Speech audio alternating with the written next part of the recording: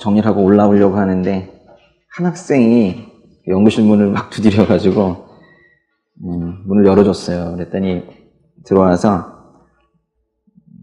특별히 자세히 묻진 않았는데 또 이번 시험까지만 할 거예요. 그리고 나가더라고요. 그래서 뭐니? 이랬더니 힘들대요. 얼굴이 힘들어 보이더라고요.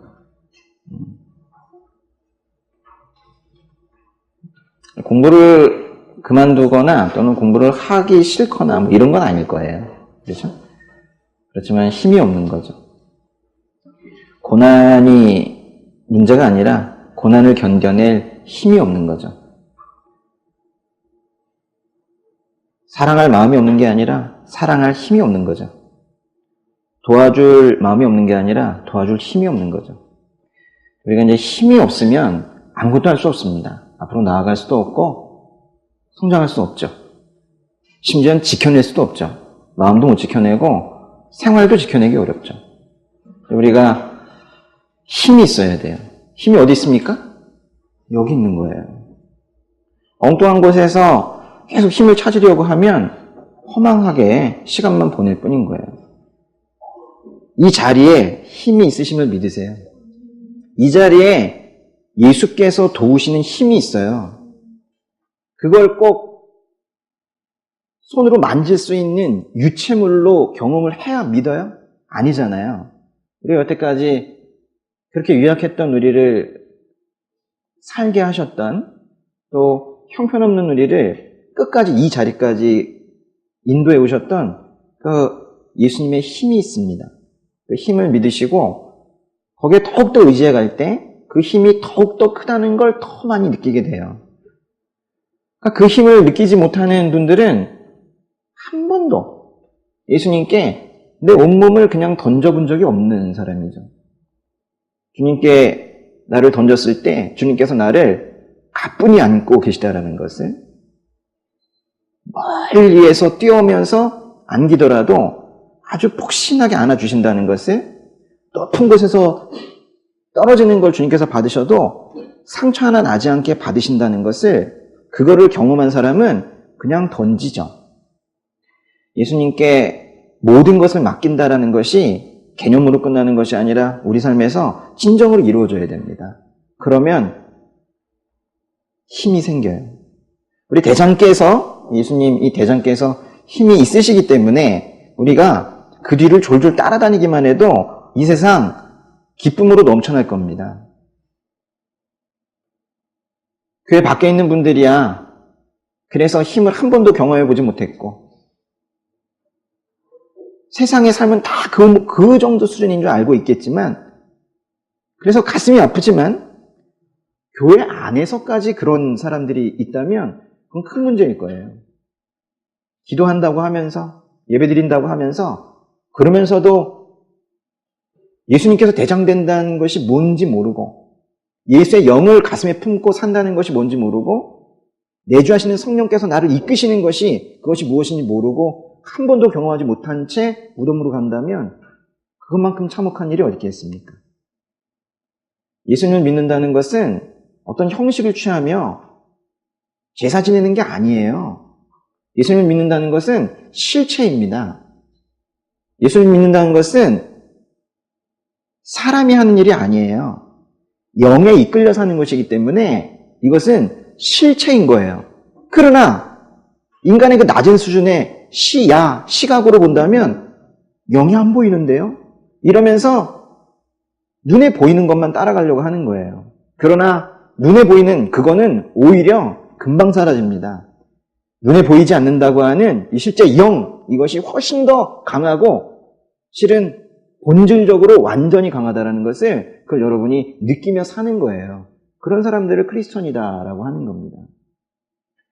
종교 생활하지 마시고 어영부영 예배 시간 됐구나 왔다 갔다 이러지 마시고 실제 예수님을 잡으세요. 예수의 영이 이 안에서 뜨겁게 나를 이끌고 있는 그런 경험으로 사는 거예요. 두렵지 않습니다. 밤길도 두렵지 않고 인간관계도 두렵지 않고 내가 도전하는 그것들 하나도 두렵지 않아요. 혹여 그 도전에서 내 인간된 마음으로 계획했다가 그것에 내가 무릎을 꿇는다 하더라도 결코 나는 굶지 않으리라는, 결코 나를 버리지 않으시리라는, 결코 내가 세상에 나고자 되지 않으리라는 그런 자신감이, 그게 진짜 자신감인 거예요. 할 수 있어! 이래가지고 하는 자신감, 그거 한 시간도 못 갑니다. 해보셨잖아요. 겨우 한 시간 전에 이래놓고는 안 될 것 같다 그러잖아요. 그거는 죽은 삶이에요. 그렇게 사는 것은. 그래서 우리가 예수님을 믿는 것만이 왜 진리라고 얘기하면서 사람들은 배타적이니 뭐니 그러도 왜 예수님밖에 얘기할 수 없냐면 그것만이 진짜이기 때문에, 그것만이 진정으로 사람답게 사는 것이기 때문에 그렇게 계속 강조하고 예수 믿으라고 얘기하는 거예요. 누가 안 믿으면 가슴 아파하고 그런 거죠. 우리 세를 불리기 위해서, 우리 교인 수 많아지기 위해서 그래서 얘기하는 겁니까? 그거 아니잖아요. 예수님을 맛보아 안 사람들은 당연히 전하게 되어 있고, 예수님을 맛보아 안 사람들은 그 맛을 더 느끼고 싶어서 그래서 이제 매달리며 그렇게 살게 되는 거잖아요. 첫사랑 잃어버렸다는 얘기는 거짓말입니다. 그건 사랑이 아예 없었는지도 몰라요. 어떻게 첫사랑이 잊혀집니까? 예수님 만난 그 경험이 어떻게 잊혀지는 거예요? 말이 안 돼요. 이거는 매일매일 증폭될 수밖에 없습니다. 예수님 만난 그 기쁨과 예수님으로 인해서 승리하는 삶 사는 그 힘, 이것은 나날이 커질 수밖에 없는 거예요. 오늘보다는 내일, 내일보다는 내년, 그보다는 10년 후, 그 이후에 우리가 어떻게 예수님에게 더 연합해 있을지를 기대하고 기도하고 그러면서 사는 거예요. 그런데 실제로 그렇게 살았다면 그 언젠가 내가 기도했던 그 시간에 가서 뒤돌아보면 우리의 삶은 송두리째 바뀌어 있을 겁니다. 옛사람 다 죽어 있고 새 사람으로 소생해서 살고 있는 우리를 보게 될 거예요. 그때 우리가 또 다른 사람들을 또 손을 끌어주면서 살려내는 그런 삶을 살 수가 있는 거예요.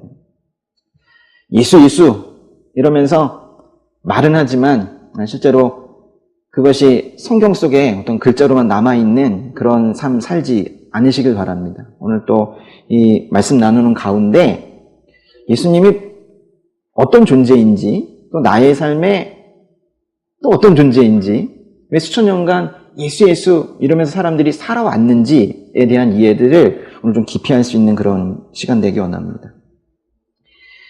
한국사 이제 가르친 지 이제 몇 년 됐는데요.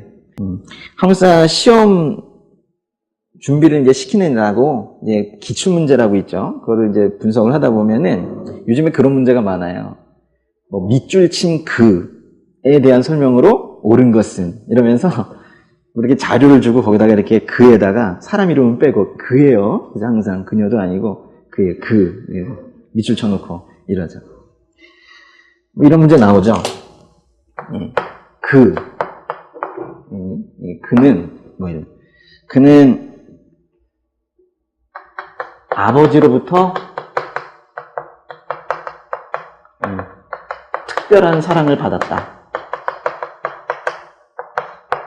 그럼 누군지 모르잖아요. 그러니까 이제 하나 더 주죠, 그렇죠? 그는 세상의 악한 일을 증언했다. 이래도 잘 모르겠잖아요. 그러니까 더 주죠. 그는 아버지로부터 보냄을 받았다.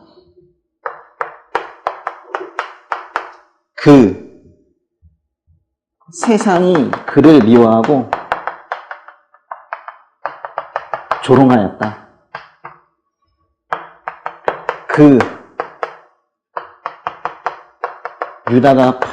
유다가 은을 받고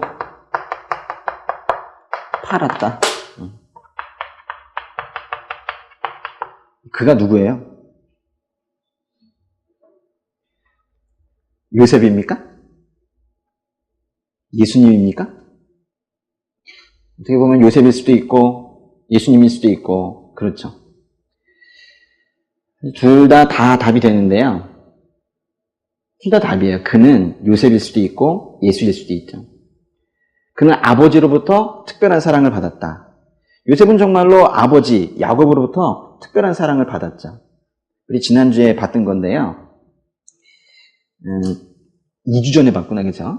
창세기 37장 3절 가보세요. 창세기 37장 3절에 보시면은 이스라엘, 즉 야곱이 늙음하게 아들을 하나 얻었대요. 요셉을 얻었기 때문에 다른 아들들도 사랑을 하지만은 요셉을 어떻게 사랑했대요? 더 사랑했다. 아주 특별히 사랑했다. 그래서 그에게 뭘 해 입혔습니까? 귀한 옷을 해 입혔어요. 귀한 옷.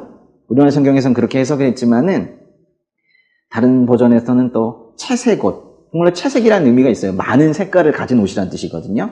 마치 예전에 왕이나 제사장이 입었었던 것 같은 그런 느낌의 그런 옷, 그것을 해 입혔다는 거예요. 딴 애들은 단색의 그냥 그런 옷인데 이 요셉의 옷만 그렇게 화려하게 해 입혔다는 거예요. 귀한 옷, 채색 옷 이런 것들을 입혔다는 거죠. 이제 마태복음에요. 마태복음의 3장 16절에서 17절 가보세요. 거기 보시면은 예수님께서 요단강에서 세례를 받으실 때의 장면인데요. 한번 같이 읽어볼게요. 예수께서 세례를 받으시고 물속에서 올라오셨습니다. 그때 예수께서는 하늘이 열리고 하나님의 영이 비둘기처럼 자신에게 내려오는 것을 보셨습니다. 그리고 하늘에서 소리가 들려왔습니다. 이는 내가 사랑하는 아들이다. 내가 그를 매우 기뻐한다. 하나님께서는 아들 예수를 매우 사랑하셨고 기뻐하셨어요. 그리고 비둘기가 내려와 몸에 앉는 것처럼 그렇게 영의 옷을 입히셨습니다. 예수님께서 베드로, 야고보, 요한을 데리고 높은 산으로 올라가신 적이 있어요. 예수님이 제자들 앞에서 그 모습이 크게 변해서 예수님의 신성이 드러나는 그런 장면인데요. 마태복음의 17장 가겠습니다. 마태복음 17장 5절에 같이 읽을까요? 베드로가 말하고 있을 때에 빛나는 구름이 그들을 덮더니 구름 속에서 소리가 들려왔습니다. 이는 내가 사랑하는 아들이다. 내가 그를 기뻐한다. 너희는 그의 말을 들으라. 네, 하늘에서 하나님 아버지의 음성이 들려오는 거예요. 내가 사랑하는 아들이다. 내가 그를 기뻐한다. 기뻐할 만큼 아주 사랑하는 거죠. 이 특별한 사랑을 세상에 선포하실 때 하나님께서 그 아들 예수에게 환하게 빛나는 새 옷을 입혀주셨어요. 야곱이 요셉에게, 아들 요셉에게 채색 옷을 입힌 것처럼 하나님께서도 그 아들 예수에게 또 다른 옷을 입혀주셨어요. 그거 좀 편거해서 마태복음 17장의 2절로 가보세요. 마태복음 17장 2절. 예수께서는 그들 앞에서 모습이 변모돼 얼굴이 해처럼 빛나고, 읽어보세요. 옷이 비처럼 새하얗게 됐습니다. 세상이 알 수 있도록, 보아서 알 수 있도록 이렇게 옷으로서 아버지의 사랑을 표현하고 계시는 거예요. 말을 하다 보면 지금 요셉 얘기인지 예수님 얘기인지 모를 정도로 아주 모형입니다. 예수님과 요셉은 그의 아버지로부터 모두 아주 이렇게 특별한 사랑을 받았어요. 두 번째로 그 예수님인지 요셉인지 세상에 악한 일을 증언을 했습니다. 창세기 37장에 2절 보세요. 37장 2절에 보시면 좀 긴데 그 중에서 끝에 부분에 보시면 37장 2절 끝에 보면 요셉은 형들의 잘못을 보면 그대로 자기 아버지에게 전했습니다 라고 했어요. 형들의 잘못을 어떻게 전했어요? 그대로 전했어요. 부풀리지 않고 자기 생각 집어넣어서 곡해하지 않고 그대로 전했습니다. 이렇게 형제들이 악한 일을 증언함으로 인해서 형제들은 요셉을 매우 미워했죠. 인간 요셉도 이렇게 세상의 악한 일을 감추려 하지 않았는데 그러니까 세상의 악한 것을 보고 참지 못하는 거예요. 그냥 그대로 그래서 아버지께 고하는 거죠. 인간 요셉도 이런데 하물며 히브리서 말씀처럼 거룩하고 순결하고 흠이 없고 죄인들과 구별되신 예수님께서 세상의 악한 일을 감추시지는 않을 거예요. 요한복음 7장 7절로 가겠습니다.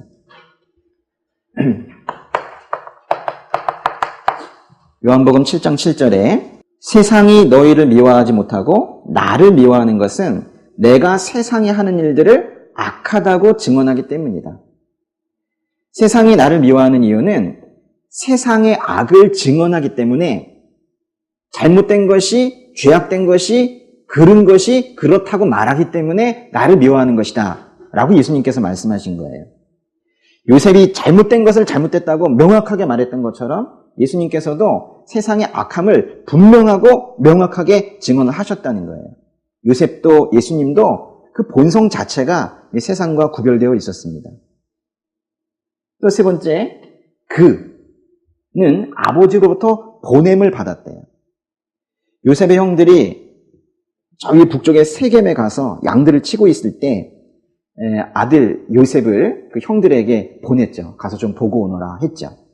창세기 37장에 13절 보세요. 이스라엘이, 즉 야곱이 요셉에게 말했습니다. 내 형들이 세겜 근처에서 양떼를 먹이고 있지 않느냐? 내가 너를 형들에게 보내야겠다. 요셉이 대답했습니다. 알겠습니다. 내가 너를 형들에게 보내야겠다. 알겠습니다. 내가 너를 형들에게 보내야겠다. 그랬더니 알겠습니다. 요한복음 5장 36절과 37절 보세요. 요한복음 5장 36절, 37절. 그러나 내게는, 예수님께는 요한의 증언보다 더 큰 증언이 있다. 아버지께서 내게 완성하라고 주신 일들, 곧 내가 지금 하고 있는 일이 바로 아버지께서 나를 보내셨다는 것을 증언한다. 그리고 나를 보내신 아버지께서도 친히 나에 대해 증언해 주신다. 너희는 그분의 음성을 들은 적도 없고 그분의 모습을 본 적도 없다. 요한 1서로 가보세요. 요한 1서 4장 10절. 왜 보내셨는가? 그런데 하나님 아버지께서 왜 예수님을 이 땅에 보내셨는가? 사랑은 여기에 있습니다. 곧 우리가 하나님을 사랑한 것이 아니라 하나님께서 우리를 사랑하셔서 무엇을 위해? 우리 죄를 위해, 우리 죄를 용서하기 위해서 그분의 아들을 화목제물로, 희생제물로 우리에게 보내주셨다는 거예요. 야곱은 요셉을 형제들에게 보냈습니다. 하나님께서는 예수님을 이 세상에 보내셨습니다. 근데 다른 점이 있어요. 야곱은 아들을 보내면서 그 아들이 형들에게 가서 조롱받고 고난받고 살해 위협을 당할 걸 모르고 보냈어요. 그런데 하나님은 아들을 보내시면서 그 아들이 조롱받고 고난받고 살해당할 것을 아시면서도 보내셨어요. 더 중요한 것은 아들 요셉은 아버지께서 자신을 보낼 때 그 이후에 그런 혹독한 시간이 있을 것을 예상하지 못했어요. 그렇지만 예수님께서는 아버지께서 예수님을 이 땅에 보내실 때 세상이 자신을 받아들이지 않을 것을 이미 알고 있었고 조롱받을 것이고 고난받을 것이고 침뱉음 당할 것이고 마침내 죽으실 것도 알고 계셨어요. 요셉의 이야기는 목적이 딱 하나입니다. 모두가 다 예수님을 드러내기 위함인데요. 요셉의 이야기는 예수님을 드러내기 위해서 기록된 것일 뿐 요셉 자체가 예수님은 아니죠. 요셉의 이야기는 어쩌면 보면 우리와 같은 일반적인 사람의 이야기입니다. 그러나 이 사람의 이야기를 잘 들여다보면 그 삶에 예수님이 들어있는 거예요. 하나님께서 요셉을 통해 이스라엘 민족을 구원하셨습니다. 요셉을 통해 이스라엘 민족의 구원의 역사를 쓰셨다면 하나님께서는 이제 예수님을 통해서 이스라엘뿐만이 아니라 이 모든 민족의 구원의 역사를 쓰시고 계시는 거예요. 네 번째, 그는 세상이 미워하고 조롱한대요. 이 세상이라는 건 동족, 같은 민족이 오히려 미워했다는 건데요. 창세기 37장에 4절로 가보세요. 형들이 그에게 말했습니다. 네가 정말 우리의 왕이 되며 네가 정말 우리를 다스리겠다는 것이냐? 형들은 요셉의 꿈과 그가 한 말 때문에 요셉을 더욱더 미워했습니다. 지금 무엇과 무엇 때문에 형들이 요셉을 미워했다고 돼 있어요? 꿈 때문에도 그랬지만 그가 한 말이 뭡니까? 우리의 왕이 되겠다? 그렇게 직접 요셉이 말하지 않았지만 그 꿈을 이야기한 것을 형들이 이렇게 해석을 한 거죠. 요셉의 형들은 요셉이 그들의 왕이 되어서 그들을 다스리는 것을 원하지 않았어요. 그래서 요셉을 미워한 거예요. 창세기 37장 19절에서 20절도 보겠습니다. 그래서 그 멀리 있는 도단에서 형들이 요셉을 만났을 때 그들이 서로 의논했습니다. 저기 꼼쟁이가 온다. 자, 우리가 그를 죽여 이 구덩이를 가운데 하나에 쳐놓고 맹수가 그를 삼켜버렸다고 하자. 그의 꿈이 어떻게 되나 한번 보자 했어요. 요셉의 형제들은 꼼쟁이 요셉이다 라고 비꼬면서 그 꿈이 어디 한번 이루어지나 보자 이러면서 자신들이 그 꿈을 충분히 꺾어놓을 수 있다면서 요셉을 구덩이에 던져버린 거예요. 그러면서 아버지께는 맹수가 요셉을 삼켜버렸다고 거짓말하기로 한 거예요.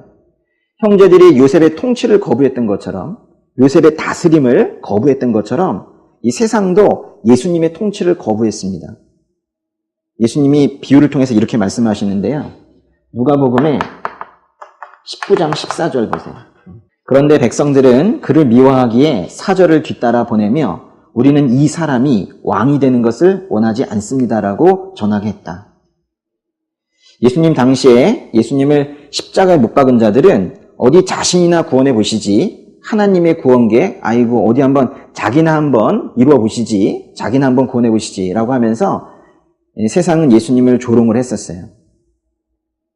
형제들이 어디 요셉의 꿈이 이루어지나 보자 라고 하면서 조롱했던 것처럼 예수님이 가지고 계셨던 이 인류에 대한 구원의 계획이, 그 구원의 꿈이 어디 한번 이루어지나 보자, 자기는 한번 십자가에서 내려와 보시지 이러면서 조롱했단 말이에요.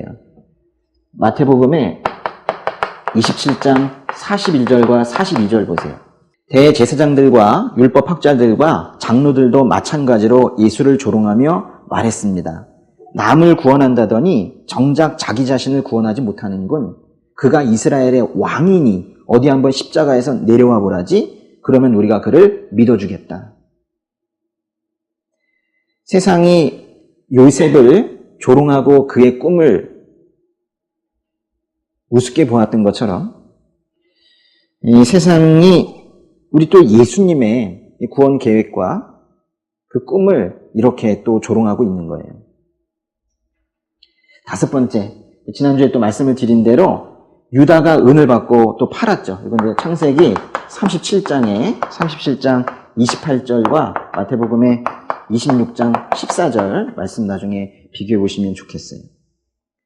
제가 일부러 썼습니다. 왜냐하면 요거는 나중에 이렇게 왔다 갔다 하면서 계속 묵상을 하시라고 제가 일부러 좀 써드린 거예요. 여기 적진 않았지만 아버지 야곱은 피가 묻은 그 요셉의 옷을 보고는 확실히 요셉이 죽었다고 생각했죠.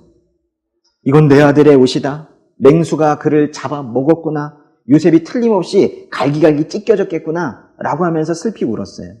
야곱의 마음에는 실제로 요셉은 죽은 사람이 되었었죠.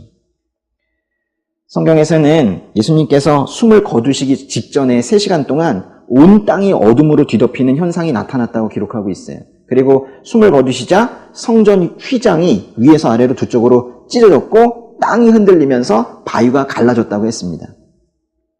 여기서도 인간 요셉은 하나님의 아들 예수의 그림자 같습니다. 다만 다른 것은 요셉의 아버지는 그 옷에 묻은 피를 보고 요셉이 맹수에 의해서 갈기갈기 찢겼다고 생각했지만 하나님 아버지께서는 예수님이 흘리신 피를 직접 보셨고 또 그 몸이 사람들에 의해서 찢겨지는 것도 보셨고 그 아픈 마음을 그래서 성전 휘장이 위에서 아래로 찢어지는 것으로 보여주셨고 지진을 일으키셔서 그 또 아픈 마음을 또 표현을 하셨어요. 지금 우리는 요셉의 이야기라는 그 제목으로 지금 3주째 지금 설교를 듣고 있지만은 실은 우리는 우리의 주 예수 그리스도에 대한 이야기를 지금 하고 있는 거예요. 그럼 제가 이렇게 예수님의 모형인 요셉에 대해서 이렇게 뭐 비교까지 이렇게 해가면서 이렇게 무슨 신학 공부인 것처럼 이렇게 말씀을 드리는 이유가 뭐예요? 가장 기본적인 이유는 여러분이 그리스도인이기 때문에 그렇습니다. 다른 사람들에게 이런 비교를 하는 게 무슨 의미가 있겠어요? 크리스마스를 산타 오신 날로 알고 있는 이 어처구니 없는 세상이 오늘 우리가 나누는 말씀을 듣겠습니까? 다시 요셉의 얘기로 보면요. 요셉은 이집트로 끌려가서 보디발의 집에 노예로 팔려갔습니다. 보디발의 아내의 유혹을 뿌리치다가 누명을 쓰고 결국 왕의 죄수를 가두는 감옥에 들어갔는데요.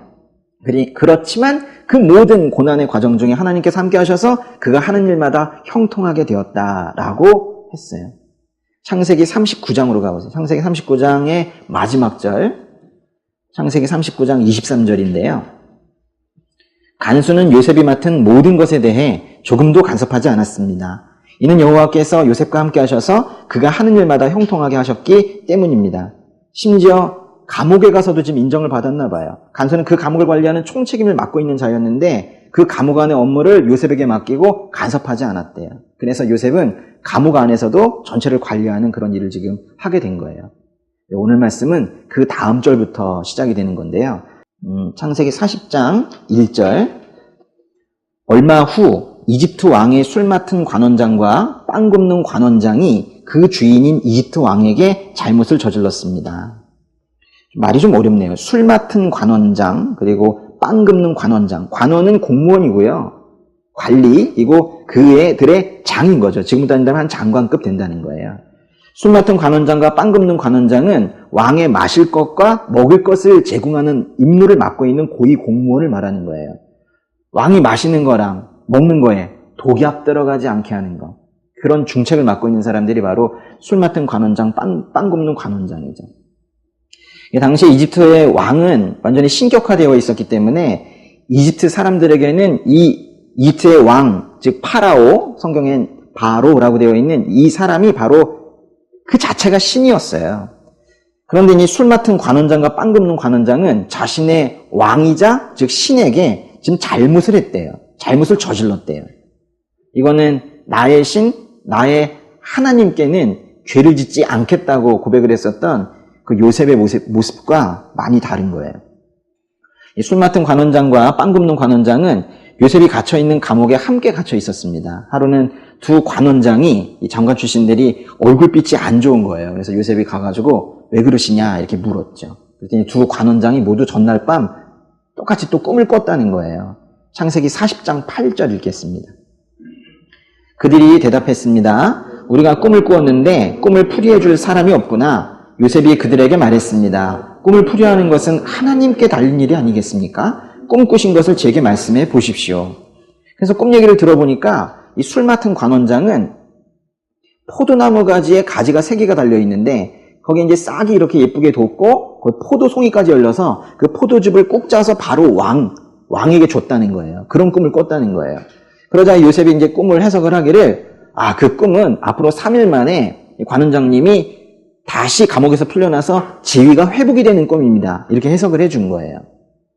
만약 이 두 관원장이 만약 감옥에 있지 않고 밖에서 있을 때 이 꿈을 꿨다면 아마도 점술가를 찾아서 또 꿈의 몽 전문가를 찾아서 아마 꿈의 해석을 부탁을 했겠죠. 근데 감옥 안에 있었기 때문에 어쩔 수 없이 요셉에게 이 꿈의 해석을 지금 부탁을 한 거예요. 아마도 이 꿈 해석을 해주고 요셉이 당당하게 무엇인가 요구할 수 있도록 하나님께서 지금 기회를 주시는 것 같은데요.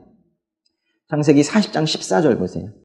일이 잘 풀리면 저를 기억하시겠다고 약속해 주십시오. 제게 은혜를 베풀어 바로께 제 이야기를 하셔서 저를 이 감옥에서 내보내 주십시오. 15절 같이 읽을까요? 저는 히브리 땅에서 끌려왔는데 여기에서 감옥에 갇힐 만한 일은 결코 하지 않았습니다. 꿈을 해석해주고 그 꿈대로 정말 복직이 되게 되면 나 좀 꺼내주시오. 왕에게 말해주시오. 지금 말한 거예요. 14절과 15절에 감옥이란 단어가 있죠. 그리고 그 두 단어가 실은 원어에서는 달라요. 14절의 감옥은 그냥 감옥이라는 건데 15절의 감옥은 구덩이라는 뜻이거든요. 구덩이처럼 생긴 감옥이어서 그렇게 말한 것일 수도 있겠지만 우리는 이 부분을 읽으면서 이전에 형들이 요셉을 집어넣었던 그 도단이라는 지역의 한 구덩이를 떠올리게 되는 거예요. 형들 저를 꺼내주세요 라고 슬피 울었던 그 요셉을 또 기억하게 되는 거예요. 지금도 나가시면 복직되시면 저를 좀 기억하시고 저를 이 구덩이에서 좀 꺼내주세요 라고 좀 또 말하고 있는 거죠. 그리고 이제 빵 굽는 관원장이 꿈 얘기를 또 하는 거예요. 들어보니까 자기 머리 위에 빵 바구니가 3개가 있었는데 새들이 와서 그 빵을 다 먹어버리는 꿈을 꿨다는 거예요. 그러니까 요셉이 슬픈 표정을 지었겠죠. 3일 후에 왕이 오히려 이 빵 굽는 관원장은 데려다가 목을 베어서 몸을 나무에 매달 거다라고 해석을 해준 거예요. 근데 정말 3일 후에 술 맡은 관원장은 복직이 되고 빵 굽는 관원장은 사형을 당했어요. 그런데 이제 문제는 이 복직한 술 맡은 관원장이 요셉을 잊어버렸다라는 거예요. 창세기 40장 23절. 하지만 술 맡은 관원장은 요셉을 기억하지 않고 잊어버렸습니다. 이렇게 허망하게 40장이 끝나요. 근데 그 다음 절이 몇 절이에요? 41장으로 가죠. 창세기 41장 1절 읽겠습니다. 그로부터 2년 후에 바로가 꿈을 꾸었습니다. 그가 나일 강가에 서 있었는데 뭐 이렇게 시작을 해요. 아니, 우리는 그래서 겨우 한 장 넘어갔는데 이 말씀을 통해서 요셉이 감옥 구덩이에서 2년을 더 보냈구나라는 걸 유추해내는 거예요. 그래서 2년 더 있었겠구나라고 알 수 있지만 이렇게 표현할 수 있는 거예요? 2년의 감옥 생활을 더 했다는데 너무 담담하잖아요. 관원장이 요셉을 잊었다. 2년이 지났다. 그리고 파라오가 바로왕이 꿈을 꿨다. 이런 거예요. 요셉이 17살에 이집트에 잡혀와서 이제 13년이 지나서 30살이 됐을 때 얘기인데 그 시간 동안이 그 고난 이런 것들을 너무 담담하게 지금 이렇게 표현을 하고 있는 거죠. 어쨌거나 넘어갔어요. 그래서 2년이 지나가지고 28살 때 그 꿈의 해석들을 해줬는데 지금 2년 더 지나가지고 이제 30살이 되어서 바로가 꿈을 꾼 거예요. 어떤 꿈이었냐면 꿈을 2개를 꿨는데 하나는 살진 암소 7마리를 마른 암소 7마리가 와서 잡아먹는 꿈이었고, 두 번째 꿈은 토실토실한 이삭 7개를 마른 이삭 7개가 삼켜버리는 꿈이었어요. 그러니까 마른 암소가 살진 암소를 잡아먹고, 또 마른 이삭이 토실토실한 좋은 이삭을 삼켜버리는 그런 꿈이었어요. 그래서 파라오가 너무 꿈이 이상한 거예요. 그래가지고 점술가들, 마술사들과 지혜자들을 불러서 부탁을 해봤지만 꿈을 해석할 수 있는 사람이 아무도 없었습니다. 그런데 창세기 41장 9절 보세요. 41장 9절. 그때 술 맡은 관원장이 바로에게 말했습니다. 오늘에야 제가 그동안 잊고 있었던 제 잘못이 생각났습니다. 참 빨리도 생각났네요. 하면서 요셉 이야기를 지금 하는 거예요. 그 꿈을 해석할 수 있는 사람이 있다는 거예요. 그랬더니 이제 바로가 불러와라. 이래가지고 바로가 요셉을 불렀어요. 요셉이 그래서 수염을 깎고 옷을 갈아입은 다음에 바로에게 나갔습니다. 그래서 바로왕이 요셉에게 네가 꿈을 해석할 수 있느냐 그랬더니 41장 16절 읽겠습니다. 요셉이 바로에게 대답했습니다. 제가 아니라 하나님께서 바로께 평안한 대답을 주실 것입니다. 하면서 이제 꿈을 해석해 주는데요. 2가지 꿈은 사실 같은 거라는 거예요. 7년 동안 풍년이 있을 것이고 그 후에 7년의 흉년이 온다라는 거예요. 그래서 지금도 7년 동안은 괜찮겠지만 그 다음에 7년에 아주 혹독한 흉년이 오기 때문에 지금 풍년 기간 동안에 뭔가를 대비를 해놔야 된다는 거예요. 대비책을 세우라고 하면서 먼저 그 흉년을 대비할 이 국가적인 프로젝트에 책임자를 한 명을 선임을 하라는 거예요. 41장 32절과 33절인데요. 이 꿈이 바로께 2번이나 반복해 보인 것은 이 일을 하나님께서 결정하셨고 하나님께서 이 일을 서둘러 행하실 것이기 때문입니다. 이제 바로께서는 분별력과 지혜가 있는 사람을 찾아서 이집트 땅 위에 세우십시오. 이렇게 제안을 하는 거예요. 한 사람이 흉년을 대비할 거대 프로젝트의 책임자가 되어야 한다라는 거예요. 이렇게 제안을 하면서 요셉이 지금 계속 하고 있는 말이 뭐냐면요. 하나님께서 하셨다는 거예요. 하나님께서 하셨다는 거예요. 꿈도 하나님께서 해석을 주시는 것이고 이 모든 것들이 다 하나님께서 하셨다라는 거예요. 요셉이 하는 중요한 말들을 쭉 성경을 보면서 보면 언제나 하나님이 있습니다. 요셉이 이제 그러면서 이 극심한 기근을 대비하기 위한 어떤 구체적인 대안을 제시를 하는데요. 41장 34절 읽겠습니다. 바로께서는 이렇게 행하십시오. 온 땅의 감독들을 임명하시고 7년의 풍년 동안 이집트에서 추수한 곡식의 5분의 1을 거둬들이게 하십시오. 근데 이 말이 끝나자마자 바로왕이 요셉에게 그 일을 맡겨서 어제까지도 그 감옥 구덩이에 있던 한 히브리 청년이 아주 급속도로 이제 이집트의 국무총리가 됩니다. 왜 이렇게 됐는가? 예전에 그 요셉이 그 보디발의 집에 노예로 팔려갔을 때 왜 하필 보디발의 집이라고 그랬죠? 보디발은 이 요셉이 하나님께서 함께 하시는 그런 사람이라는 것을 볼 수 있는 사람이었었어요. 보디발이 그 이집트 사람이기는 하지만 하나님께서 요셉과 함께 하시는 그걸 볼 수 있는 그 눈을 가지고 있었어요. 그래서 보낸 거예요. 그런데 지금 이번에는 이 바로 왕이 또 요셉의 삶에서 영으로 일하시는 하나님을 지금 보게 되는 겁니다. 그래서 그 영을 보고 요셉을 바로 총리로 세운 거예요. 같이 읽어야 돼요. 41장 38절부터 40절까지 좀 길지만 같이 읽겠습니다. 바로가 자기 신하들에게 말했습니다. 우리가 이 사람처럼 하나님의 영이 있는 사람을 찾을 수가 있겠느냐? 바로가 요셉에게 말했습니다. 하나님께서 내게 이 모든 것을 알려주셨으니 너만큼 분별력과 지혜가 있는 사람이 없을 것이다. 너는 내 집을 다스리도록 하여라. 내 모든 백성이 내 명령에 순종할 것이다. 내가 너보다 높은 것은 이 왕의 자리뿐이다. 요셉을 하나님의 영이 있는 사람이라고 지금 말하고 있는 거예요. 개역개정에서는 하나님의 영에 감동된 사람이라고 말하는데요. 우리가 이 말을 들어야 되는 거고요. 그러면서 왕의 자리 말고는 실제적인 권력은 다 요셉에게 지금 맡긴다라고 선언을 하는 거예요. 이제까지 요셉의 인생을 한번 생각해 보세요. 요셉에게는 늘 권위자가 있었어요. 그 권위자가 항상 요셉에게 그 권한에 어떤 전적인 위임을 해요. 요셉에게는 항상 모든 것이 다 맡겨집니다. 아버지 야곱 아래에 있을 때 아버지의 전적인 위임으로 형들은 다 가서 양치고 있을 때 사실은 감독이라고 표현하긴 뭐하지만 그들을 살펴보는 그런 특별한 자리에 있었어요. 보디발의 집에 있을 때에는 집안 전체의 관리자가 됐잖아요. 요셉이 직접 말했던 것처럼 보디발은 집안에 있는 모든 것을 자신에게 맡기고 간섭하지 않았대요. 자신이 가진 모든 것을 요셉에게 다 맡겼다라고 요셉이 직접 말했잖아요. 심지어는 또 감옥에 들어가 있을 때 감옥 전체의 또 책임자의 눈에 들어서, 즉 간수의 눈에 들어서 감옥의 모든 것을 관리하는 사람이 되었는데 그때도 마찬가지로 전적인 위임이 되어가지고 그래서 간수조차 요셉이 하는 일을 간섭하지 않았다고 했어요. 그리고 이제 바로 왕의 아래에서도 마찬가지입니다. 요셉은 이제 왕의 자리 말고는 가장 높은 사람이 되었어요. 바로가 이 파라오 왕이 요셉을 어떻게 대우하는가 보세요. 이건 거의 왕입니다. 창세기 41장 41절. 오늘 말씀 시작하는 부분인데요.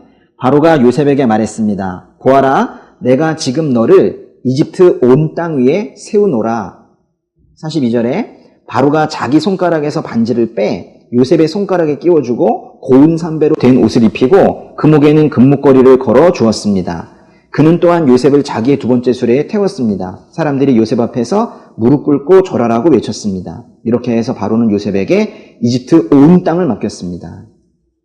이 바로 왕은 요셉을 그 41절에 이집트 온 땅 위에 세운다고 하고 또 43절에서 이집트 온 땅을 맡겼어요. 아니 어떻게 이렇게 할 수 있어요? 다 맡겼대잖아요. 더군다나 이방인인데. 바로는 자기 손가락에서 심지어 인장 반지를 빼서 요셉의 손가락에 지금 끼워줍니다. 또 요셉에게 고운 삼배, 고운 모시로 된 옷도 입혀요. 또 자기의 수레에 버금가는 그 수레에다가 요셉을 또 태웁니다. 요셉을 지금 왕처럼 대하고 있는 거예요. 그러면서 모든 것을 지금 맡기고 있는 겁니다. 요셉은 항상 권위자로부터 모든 것을 위임받은 그런 삶을 살아왔었어요. 예수님은 어떠신가요? 마태복음 11장 27절로 가보세요. 요셉의 권위자가, 아버지가, 주인이, 왕이 요셉에게 그 모든 것을 맡겼던 것처럼 하나님 아버지께서도 예수 그리스도에게 모든 것을 맡기시는데요. 마태복음 11장 27절 읽겠습니다. 내 아버지께서 모든 것을 내게 맡기셨습니다. 아버지 외에는 아들을 아는 사람이 없고 아들과 또 아들이 택해 계시해 준 사람들 외에는 아버지가 누구인지 아는 사람이 없습니다. 요한복음으로 가세요.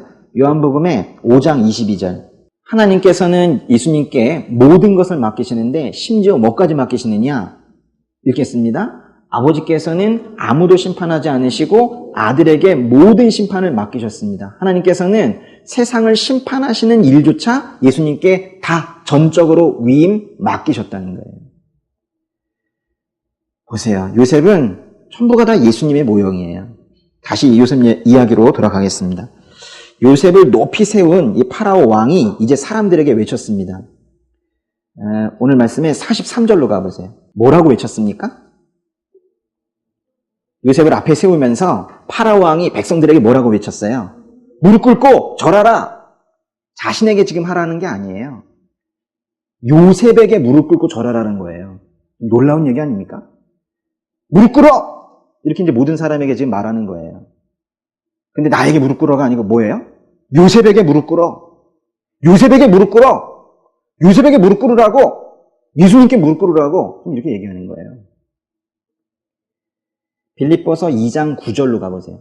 그러므로 하나님께서는 그를 지극히 높여 모든 이름 위에 뛰어난 이름을 주셨습니다. 그리고 10절과 11절은 우리 주보에도 있어요. 주보에 한 장을 넘겨보시면 두 번째 면에 맨 밑에 있어요. 거기에서 온리지 교회 이름이 나온 거예요. 10절, 이는 하늘과 땅과 땅 아래에 있는 모든 사람들이 예수의 이름 앞에 무릎을 꿇게 하시고 11절, 모든 입으로 예수 그리스도를 주라 시인하게 하셔서 하나님 아버지께 영광을 돌리게 하시려는 것입니다. 하나님께서도 말씀을 하시는 거예요. 무릎 꿇어! 백성들에게 지금 얘기하는 거예요. 무릎 꿇어! 누구 앞에? 예수님 앞에 무릎 꿇어! 라고 얘기하고 있는 거예요. 내가 내 아들 예수를 높였다. 예수 이름 앞에 하늘과 땅과 사람들아 모두 무릎 꿇어라. 우리 교회 이름처럼 온니지해라 하는 거예요. 무릎 꿇어라. 모든 만물아 모든 사람아 예수 이름 앞에 무릎 꿇어라 하는 거예요. 바로 왕이 요셉을 앞에 두면서 모든 백성들에게 무릎 꿇어 말했던 것처럼 지금 하나님 아버지께서 아들 예수를 앞에 두고 예수에게 무릎 꿇어 라고 지금 창조주 하나님께서 명령하고 계시는 거예요. 이렇게 말씀하시는 거예요. 무릎 꿇어! 다 꿇어! 하나님의 자녀를 괴롭히는 이 악한 영들, 악한 시스템들, 악한 사람들 모두 예수 이름 앞에 무릎 꿇어! 얘기하는 거예요. 성경의 진리에 맞지 않는 그 세상적 가치관들 모두 무릎 꿇어! 죄악을 인권이라 말하는 그 궤변들 모두 무릎 꿇어! 말씀하시는 거예요. 인본주의 무신론, 공산주의 무신론 무릎 꿇어! 말씀하시는 거예요. 모든 질병들 무릎 꿇어! 간암, 폐암, 위암, 유방암, 자궁암 무릎 꿇어! 말씀하시는 거예요. 중풍, 결핵, 심혈관 질환 모두 무릎 꿇어! 사탄마귀들 무릎 꿇어! 정죄감, 절망감, 두려움 무릎 꿇어! 그놈의 인색함 무릎 꿇어! 하시는 거예요. 교만, 억지, 고집, 시기, 질투 무릎 꿇어! 하시는 거예요. 발달장애, 지체장애, 언어장애 모든 장애들 무릎 꿇어! 말씀하시는 거예요. 바로가 이집트 온 땅이 요셉에게 무릎 꿇게 한 것처럼 하나님께서는 이 모든 만물에게 예수님께 무릎 꿇어라 좀 명령하시는 거예요.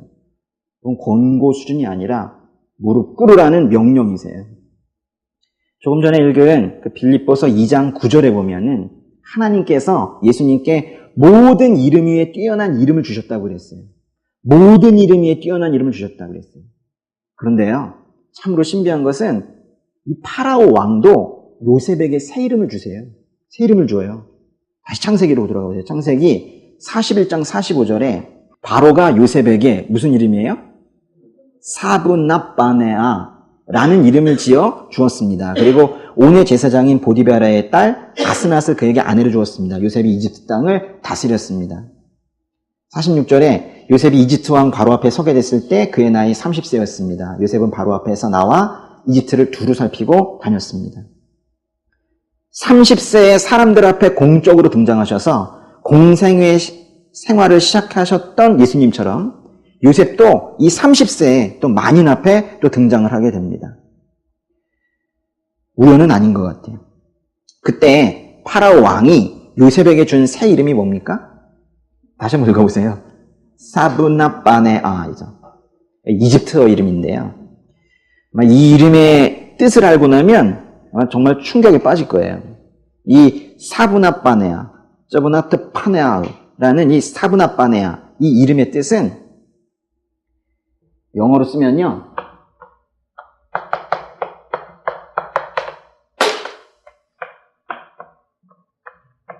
Savior of the world예요.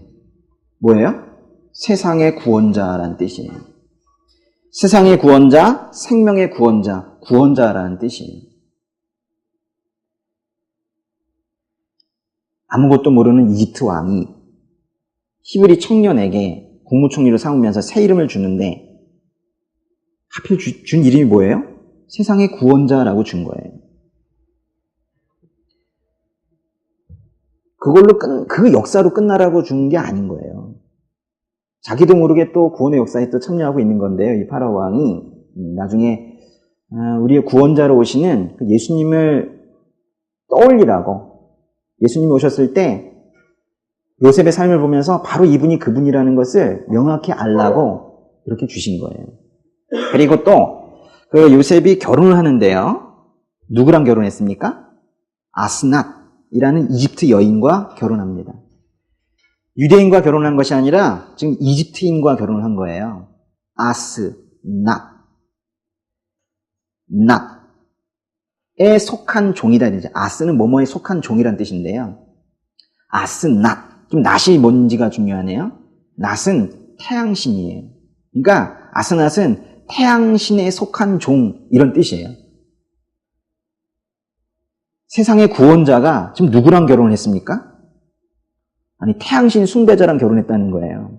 이방인으로서 우상 숭배와 죄악 가운데 빠져있는, 죄 가운데 빠져있는 그런 여인을 신부로 지금 삼았다는 거예요. 아스낫. 구원자가 예수님이라면 아스낫은 좀 누굴 얘기하는 거예요? 우리 얘기하는 거예요. 우리를 얘기하는 겁니다. 요셉은 예수님의 모형인데요. 요셉을 통해서 예수님을 볼 수가 있습니다. 하나님께서 요셉을 통해서 우리에게 주시려는 가장 중요한 메시지가 있어요. 지금 제가 이렇게 쭉 비교해 왔지만은 이 모든 것들은 지금 이거 말씀드리고 싶어서인 것 같아요. 요셉을 보아라. 예수가 보이지 않느냐?